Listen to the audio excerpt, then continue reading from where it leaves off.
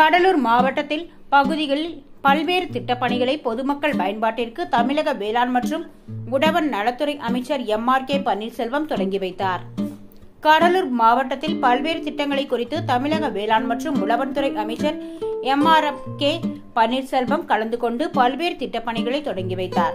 இதில் குமாராட்சி காட்டு மன்னார் கோயில் மற்றும் ஸ்ரீ முஸ்னம் தொடங்கி வைத்து அதனைத் தொடர்ந்து கம்மாபுரம் ஊராட்சி ஒன்றியங்களில் 6,05,00,000 செலவில் பல்வேறு பணிகள் முடிக்கப்பட்டு இருந்தன.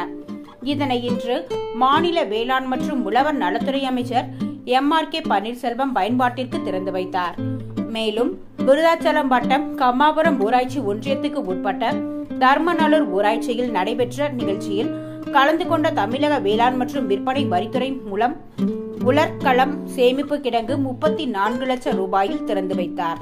மற்றும் தர்மநல்லூர் ஊராட்சி செயலகத்தையும் சாத்தாப்படி, சாத்தமங்கலம், வடக்கு சேப்பலநத்தம் மற்றும் தெற்கு சேப்பலநத்தம் ஊராட்சி அலுவலகங்களையும் திறந்து வைத்தார். இந்நிகழ்ச்சியில் கடலூர் மாவட்ட ஆட்சியர் CP ஆதித்யா செந்தில் குமார் மற்றும் ஒன்றிய செயலாளர் ராயர், ஒன்றிய துணை செயலாளர் கணேசன், மாவட்ட பிரதிநிதி கலைசெல்வன், ஊராட்சி மன்ற தலைவர் ராஜேஸ்வரி சங்கர், தமிழ்நாடு மாநில வேளாண் விற்பனை கண்காணிப்பு பொறியாளர் மகேஷ் நாகராஜன், கடலூர் வேளாண் தனி விற்பனை அலுவலர் பூங்கோதை, வேளாண் விற்பனை பொறியாளர் சரவணபவா உள்ளிட்ட அரசு அதிகாரிகள், உள்ளாட்சி பிரதிநிதிகள், ஒன்றிய நிர்வாகிகள் மற்றும் பொதுமக்கள் திரளாக கலந்து கொண்டனர்.